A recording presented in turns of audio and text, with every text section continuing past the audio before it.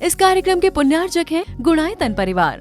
जय बोलो अहिंसा परमो धर्म की परम पूज आचार्य गुरुवर श्री विद्यासागर जी महाराज की, पूज्य मुनि श्री 108 प्रमाण सागर जी महाराज की, पूज्य मुनि श्री 108 निर्वेद सागर जी महाराज की।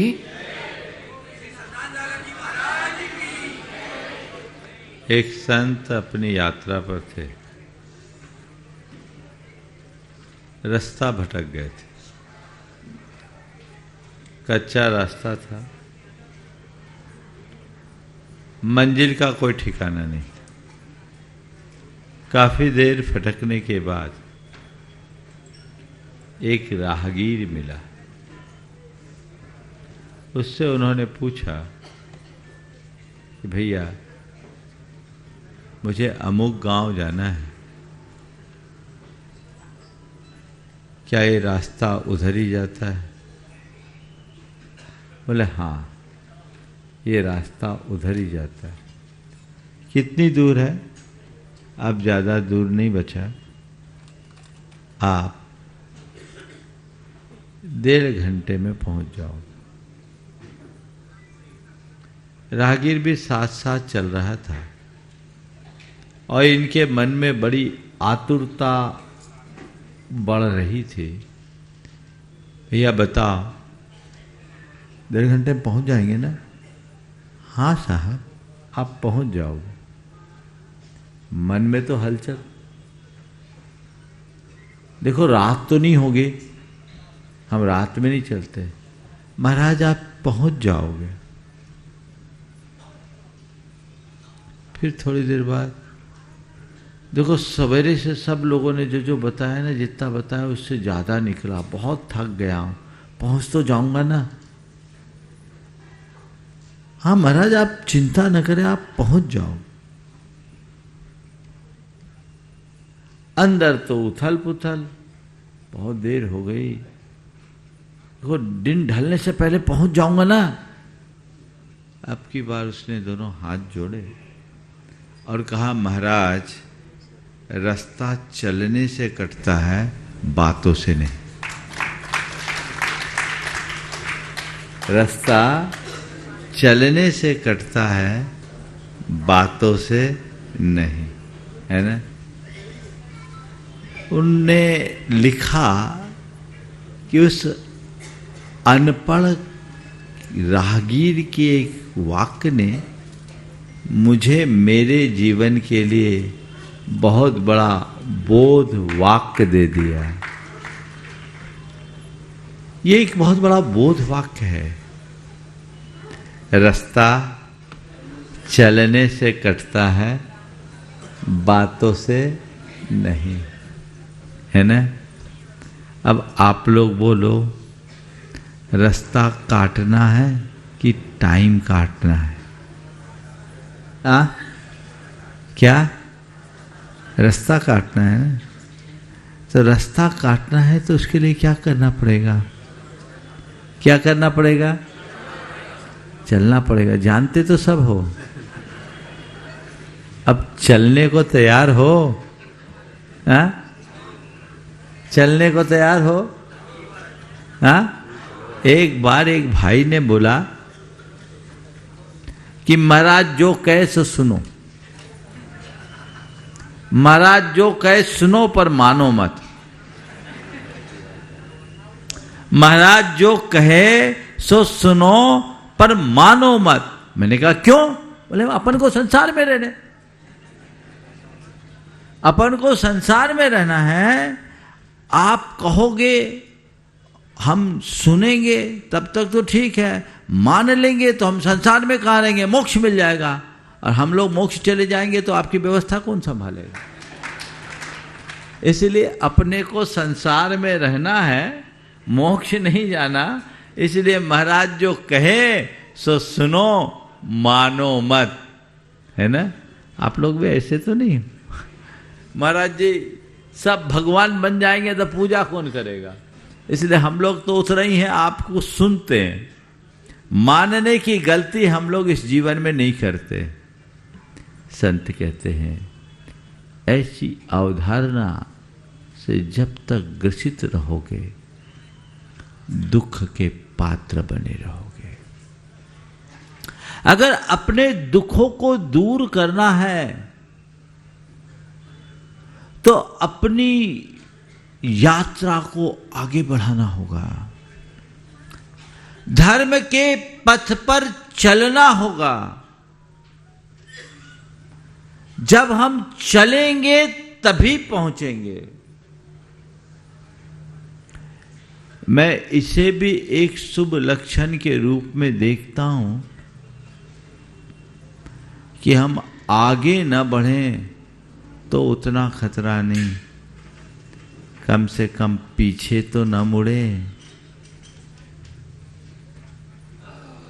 हम प्रगति न करें, कोई परवाह नहीं, प्रति गति से तो बचे। सतपथ पर न चल पाए, कोई चिंता नहीं, कम से कम कुपथ से तो बचे। सन्मार्ग में न लग पाए, कोई फिक्र नहीं, पर कम से कम उन मार्ग से तो दूर हों। अगर आपने पंच कल्याण के इस प्रसंग में अपने जीवन के लिए इतना भी सुनिश्चित कर लिया तो जीवन धन्य होगा। अब तक मेरी जो दृष्टि थी अब वह बदल गई। अब तक मैं जिस रास्ते पर चलता था उस पर विराम लगा दिया।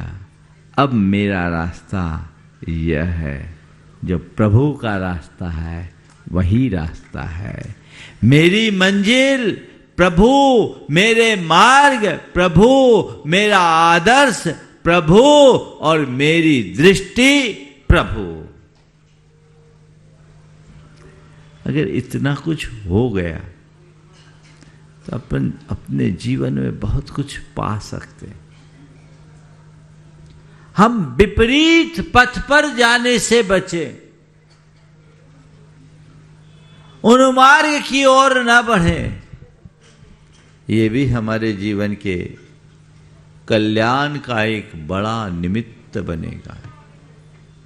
कल मैंने आप सबसे कुलाचार की बात की थी। 4 बातें आज के संदर्भ में कहूंगा। चलना आचार है, चलना आचार है, हम चले। कुलाचार, दुराचार, धर्माचार, सदाचार, 4 आचार। कुलाचार, दुराचार या कदाचार, धर्माचार और सदाचार। कुलाचार प्रारंभिक भूमिका है। इसमें हमने कोई दृढ़ संकल्प नहीं लिया, ये परंपरागत संस्कार से हमें प्राप्त हुआ। कुल क्रमागत आचरण का नाम कुलाचार है। आप देखिए, आपने जीवन में कभी मांस भक्षण नहीं किया, नहीं किया तो ये तो बहुत दूर की बात, मांस भक्षण की इच्छा भी, चाहत भी, भावना भी मन में कभी नहीं आई। किसी ने नियम दिया, किसी ने कोई संकल्प दिया, किसी ने कोई व्रत दिया, ये जन्मजात संस्कार के रूप में प्रतिष्ठापित हो गया। कुल क्रमागत संस्कार के रूप में जीवन में जुड़ गया, इसी तरह ऐसे ही अन्य आचार मेरे जीवन में जो ढले पले हैं वे सब कुलाचार की श्रेणी में आते हैं। और ये कुलाचार जीवन में होना चाहिए। जिनके कुल की परंपरा अविच्छिन्न और निर्मल होती है, उस कुल में कुलाचार पलता रहता है। आधुनिकता के इस अंधी दौड़ में कुलाचार पर कुठारा घात होने लगा है। लोग अपने इस परंपरागत कुलाचार को नजरअंदाज करने लगे, इन्हें कमतर आंकने लगे हैं। अपने कुलाचार के प्रति जो आपकी प्रतिबद्धता और कमिटमेंट था वो दिनों दिन कम होने लगा है। और जब तक कुलाचार पलता है तब तक सदाचार टिकता है, कुलाचार खोता है, दुराचार पनपता है। आजकल आए दिन जो दुराचार बढ़ रहा है, आए दिन जो दुराचार बढ़ रहा है,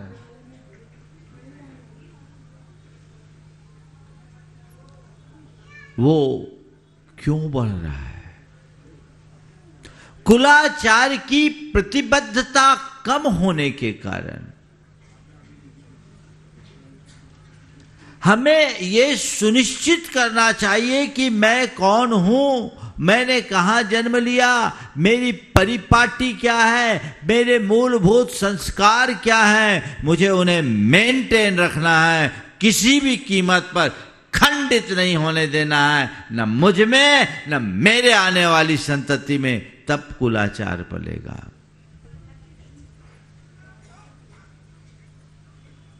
है आजकल आपके यहां ऐसी प्रतिबद्धता? मुझे याद है, मैं बहुत छोटा था, सब्जी लेने गया, एक रोज मैं प्याज ले आया। उससे पहले कभी प्याज आया नहीं, प्याज ले आया। और प्याज लाने के बाद मुझे भारी डांट पड़ी, थोड़ी पिटाई भी हुई। जिस घर में आज तक प्याज नहीं आया, तुम उस घर में प्याज लेकर क्यों आए? ये क्या थी? प्रतिबद्धता। उसके बाद दोबारा हिम्मत नहीं हुई। और आज ऐसी कोई व्यवस्था है? आज तुम्हारे घर में कोई शराब भी ले आए तो तुम्हारे पास ऐसी व्यवस्था नहीं कि तुम उसे रोक सको। है? सब प्रकार के अभक्ष्य पदार्थ आज आपके घरों के फ्रिज में आने लगे हैं। मिलेंगे? क्या है? कुरल काव्य में लिखा है, भूमि की उर्वरता का पता उसमें उगने वाली फसल से लगता है। भूमि की उर्वरता का पता उसमें उगने वाली फसल से लगता है। मनुष्य के आचरण से उसके कुल का पता चलता है।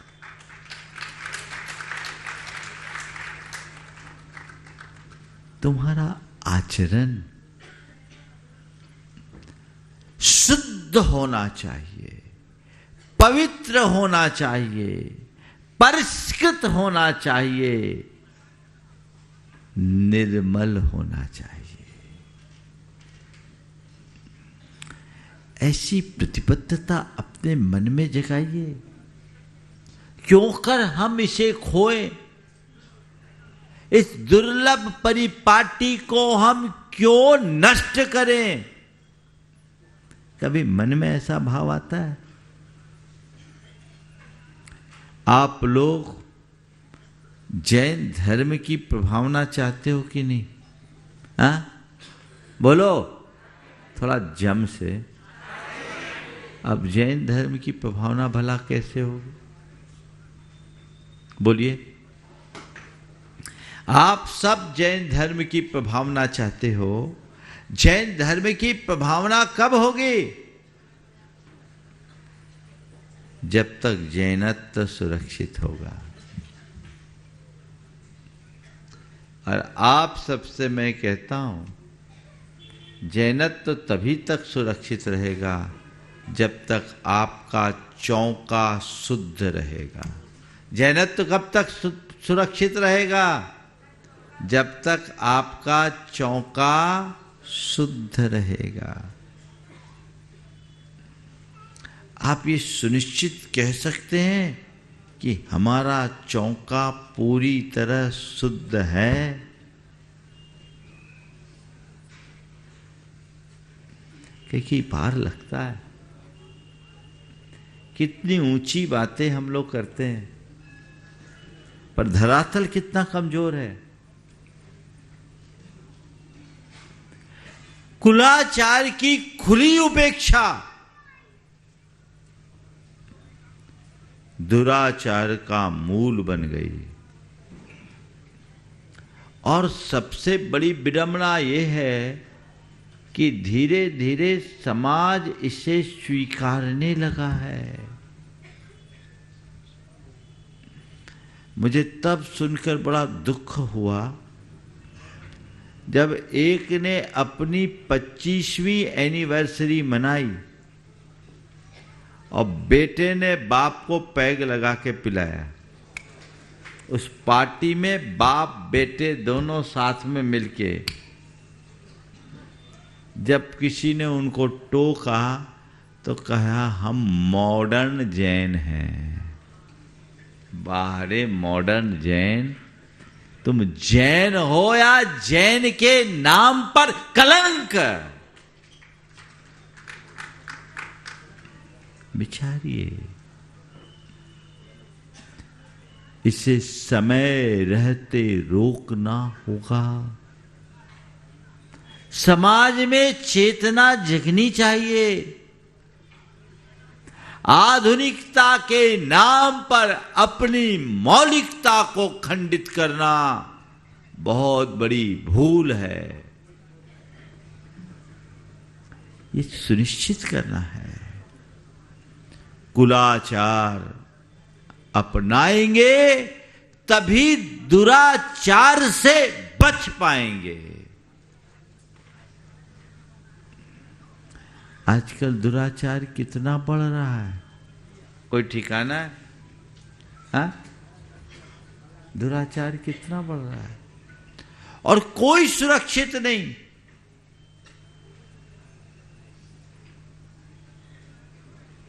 कोई सुरक्षित नहीं। क्या करेंगे आप? एक साधारण आदमी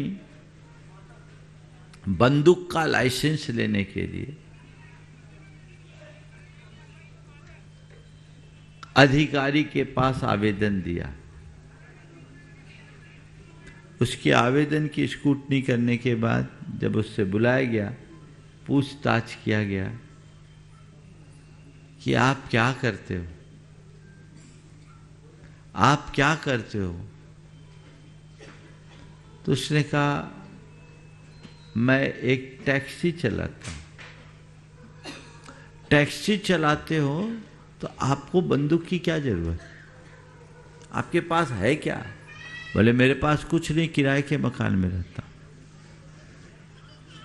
किराए के मकान में रहते हो, टैक्सी चलाते हो, कुछ है नहीं तो बंदूक का लाइसेंस क्यों मांग रहे हो? आपके पास क्या है? उन्होंने कहा मेरे पास 2 बेटियां हैं। मेरी 2 बेटी है। थोड़ा ध्यान से सुनना। मेरे पास 2 बेटियां हैं। बोले 2 बेटियां हैं तो क्या हो गया? बोले मुझे उनकी हिफाजत के लिए बंदूक का लाइसेंस चाहिए, क्योंकि मेरी जवान बेटियां हैं और आजकल देखने में आता है कब किसकी कुदृष्टि किस पर पड़ जाए कोई पता नहीं, इसलिए मैं अपनी बेटियों को सुरक्षित रखना चाहता हूं।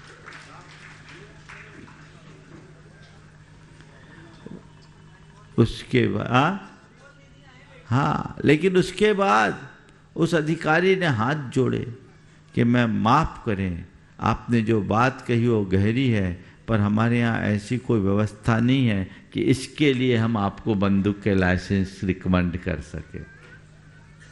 ये तो हमारी एक अव्यवस्था है।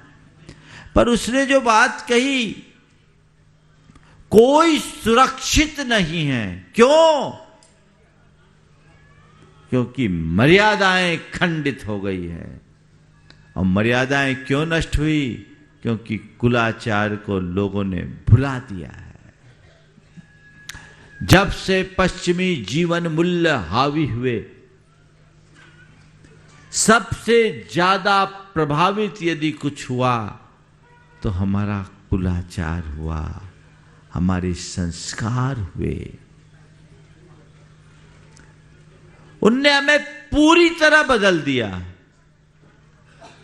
हमारी भाषा बदल गई, हमारी भूषा बदल गई, हमारा भोजन बदल गया और हमारी भावना भी बदल गई। बदल गई कि नहीं? आज भाषा बदल रही, भूषा बदल रही, भोजन बदल गया, भावना बदल गई, तो बचा क्या? बचा क्या? बस ऊपर का ढांचा बचा, अंदर का तत्व सब कुछ खो गया। बदलाव आना चाहिए, और ये तभी आएगा जब बच्चा बच्चा उसके लिए संकल्पित होगा। पंचकल्याणक में आप लोग आए, 5-7 दिन तक तो आप लोग बिल्कुल केसरिया केसरिया हो। उसके बाद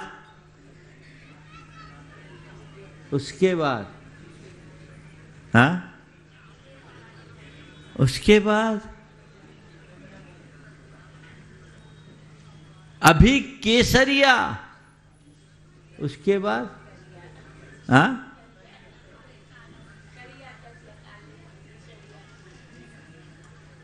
ये जो परिवर्तन है, ये क्यों? पूरा जीवन केसरिया बने, ऐसा रंग चढ़ाइए और अपने मन को इस बात के लिए संकल्पित कर लीजिए कि मैं कुलाचार के प्रति पूर्ण प्रतिबद्ध रहूंगा। कर सकते हैं आप? बोलो। इतने धीमे बोल रहे, सुन रहे कि सो रहे? बोलो। कुलाचार के प्रति अपनी प्रतिबद्धता आप सुनिश्चित कर सकोगे? बोलो। अहिंसा के प्रति प्रतिबद्धता ही कुलाचार की प्रतिबद्धता है। इसी इंदौर शहर की एक पुरानी घटना मुझे आज याद आई, जिसे तीर्थंकर पत्रिका के संपादक नेमीचंद जैन ने सार्वजनिक रूप से हमारे सामने कहा भी था और बाद में उसे तीर्थंकर में छापा भी था। आपके इंदौर शहर की एक विधवा महिला ने अपनी जमा पूंजी इकट्ठी करके अपने बेटे को एक ट्रक दिलाया था। बेटा ट्रक का कारोबार करता था। एक दिन वो ट्रक देखने के लिए गई, बेटा तो था नहीं। ट्रक पर उसको एक पर्ची मिली। उस पर्ची में बकरियां और भेड़ों की संख्या लिखी थी और उन्हें कत्ल खाने तक पहुंचाने की बात लिखी थी। कि इतनी भेड़ें, इतनी बकरियों को यहां से उठाकर यहां पहुंचाना। मां देखी तो हिल गई, फौरन बेटे के पास आई। बोले बेटा ये तू क्या कर रहा? क्या हो गया मां, तू परेशान क्यों? बोले परेशान? मैं तो पागल हूं, तूने कर क्या दिया? क्या हो गया? बोले भेड़ बकरियों को कतल खाना पहुंचाने के लिए तूने ट्रक खरीदा और इसके लिए मेरे सारे जेवर जाठी तुमने बेचे, ये क्या कर रहा है? मां हम लोग थोड़ी कुछ कर रहे हैं, हमारा काम तो केवल पहुंचाने का है, हम नहीं पहुंचाएंगे तो कोई और पहुंचाएगा, हमें तो केवल किराया मिल रहा है, इसमें अपनी कमाई हो रही। बोले बेटा मुझे ऐसी कमाई की जरूरत नहीं है, मुझे ऐसी कमाई की जरूरत नहीं है, हम भूखे रहने के लिए तैयार हैं, हम रूखी रोटी खा करके सोने के लिए तैयार हैं, पर इस हिंसा की कमाई से पेट भरना हम कभी नहीं चाहेंगे। तो अभी इसी समय इस गाड़ी को बेच, और जब तक तू गाड़ी नहीं बेचता मेरे अन्न जल का त्याग है।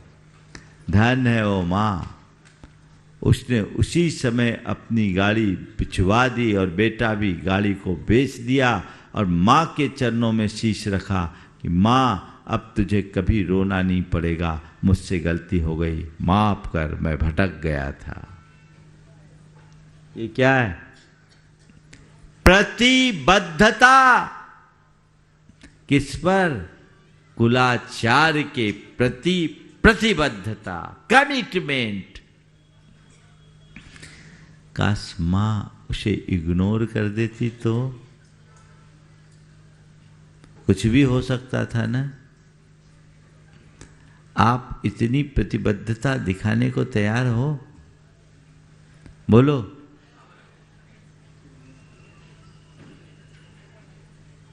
क्या करे, अब सुनता ही नहीं है, मानता ही नहीं है।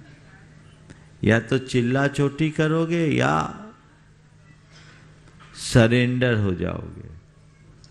मैं चीखा चिल्ली भी नहीं कराना चाहता, ना आपको समर्पित रखना चाहता हूँ। मैं आपसे केवल इतना कहता हूँ कि घर परिवार में ऐसा वातावरण बनाइए कि आपके घर में ऐसी नौबत ही ना आए और सामने वाला आपके आंख के इशारे से चीजें समझ ले।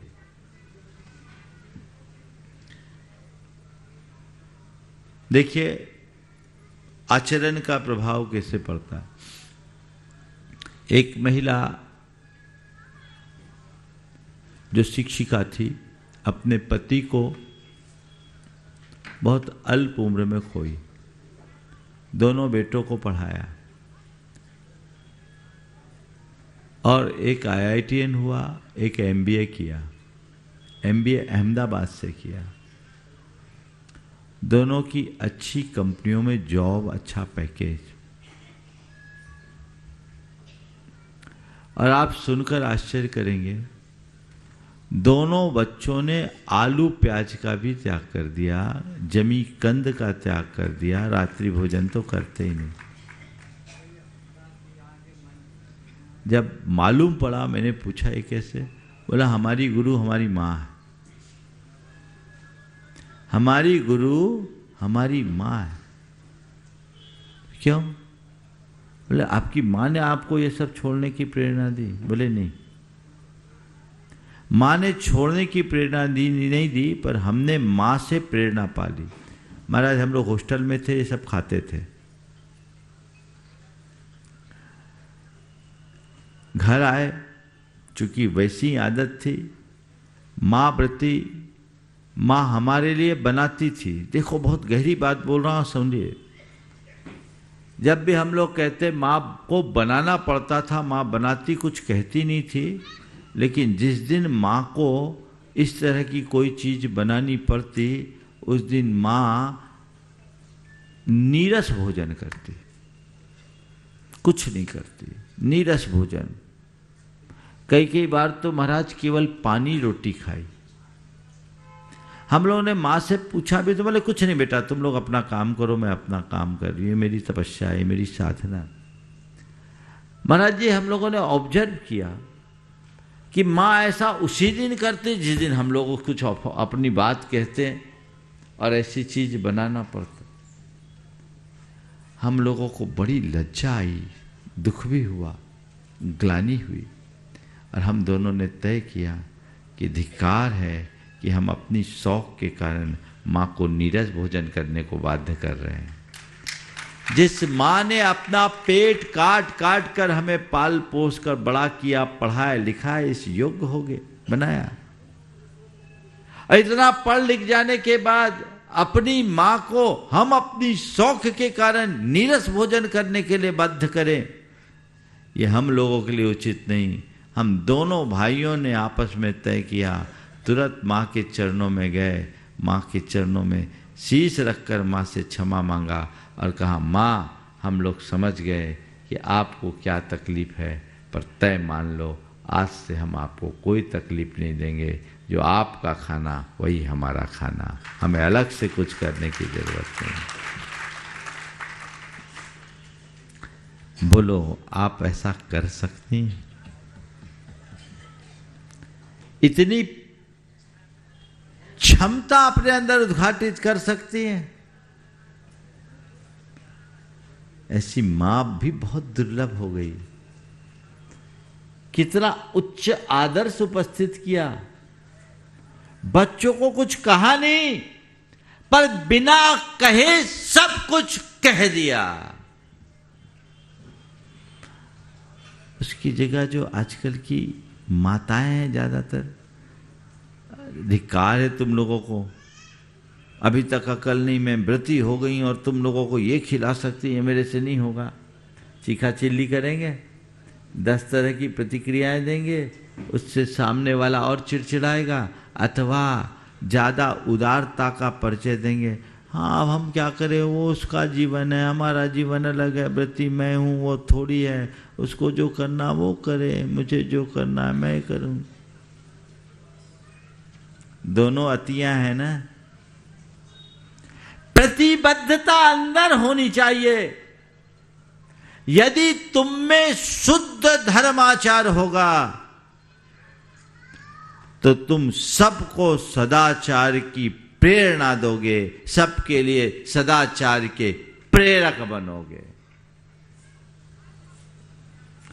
तो कुलाचार हो, सदाचार होगा, धर्माचार हो, सबके लिए सदाचार की प्रेरणा होगी, और कुलाचार खोगे तो दुराचार से नहीं बच पाओगे। ये सुनिश्चित करना है। हम लोग बातें तो बड़ी बड़ी करते हैं, लेकिन आचरण कैसा, कुलाचार से विमुखता कैसी।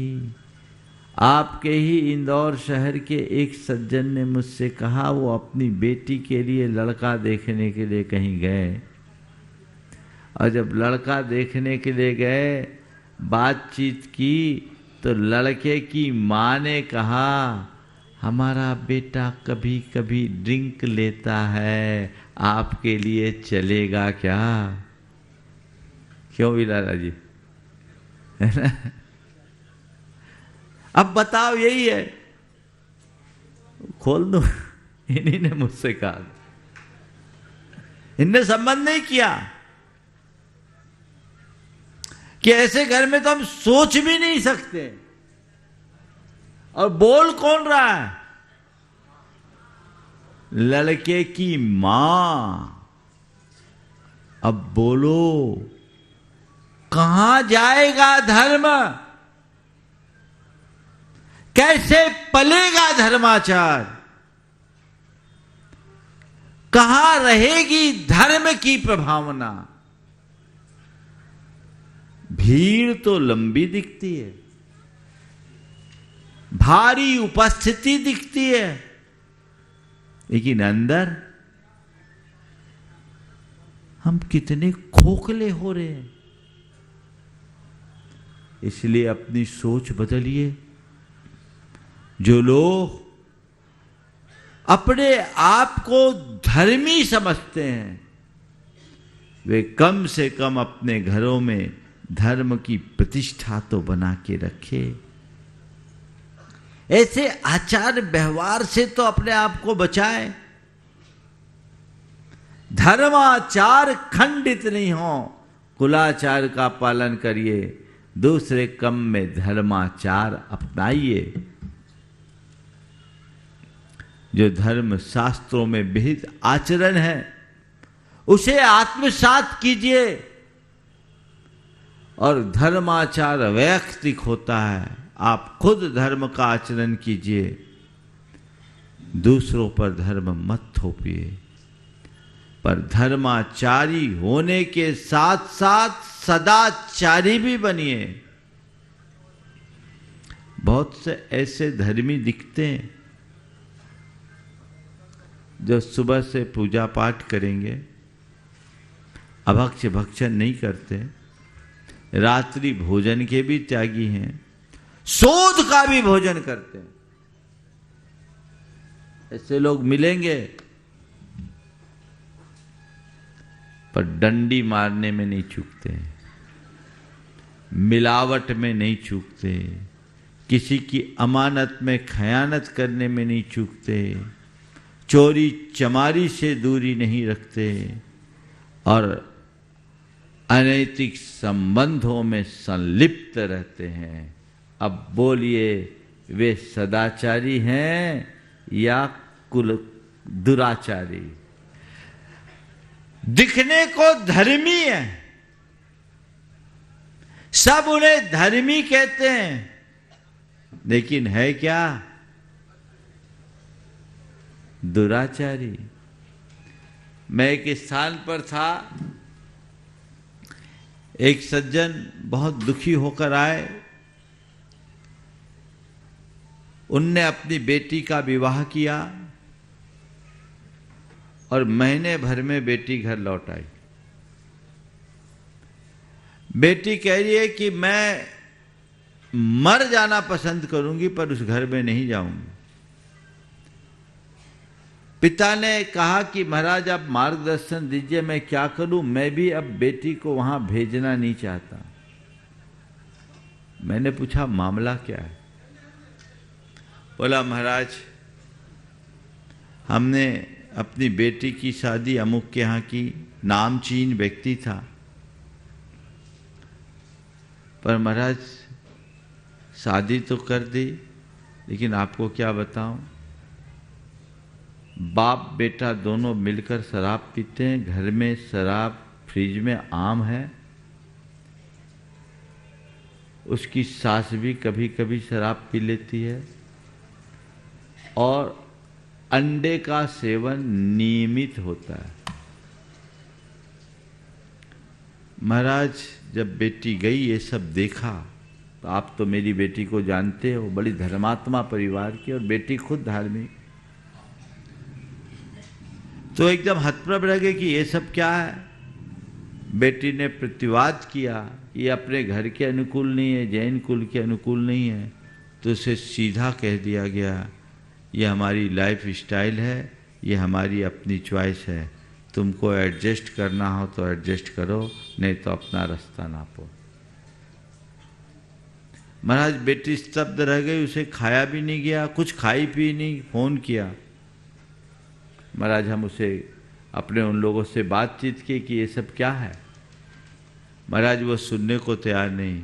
बेटी को नहीं खाना है तो नहीं खाए, हम उसको फोर्स नहीं करेंगे, पर हम अपनी लाइफ स्टाइल में किसी तरह का इंटरफेरेंस नहीं चाहेंगे। समाज के एक प्रतिष्ठित व्यक्ति, मैंने उससे पूछा भैया ये सब तुमने पता क्यों नहीं लगाया, विवाह कैसे कर दिया? बोले महाराज क्या पता लगाते, हमने देखा समाज के प्रमुख व्यक्ति हैं, दान धर्म करते हैं, सब मंचों में प्रमुखता से स्थान रखते हैं, सारे कमेटियों में इनका स्थान है, हम कल्पना भी नहीं कर सकते थे कि ऐसा अग्रणी भूमिका में रहने वाले व्यक्ति के घर का हाल ऐसा होगा। इस कार्यक्रम के पुण्यार्जक थे गुणायतन परिवार।